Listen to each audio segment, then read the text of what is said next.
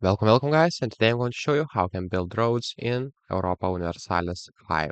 So what you'll need to do is basically choose a place where you want to build a road. So let's say I want to take from the Kingston. Let's click on the Kingston. And as you can see, there's a roads and road builder. And if I click on that one, I can expand it, the road where I want to.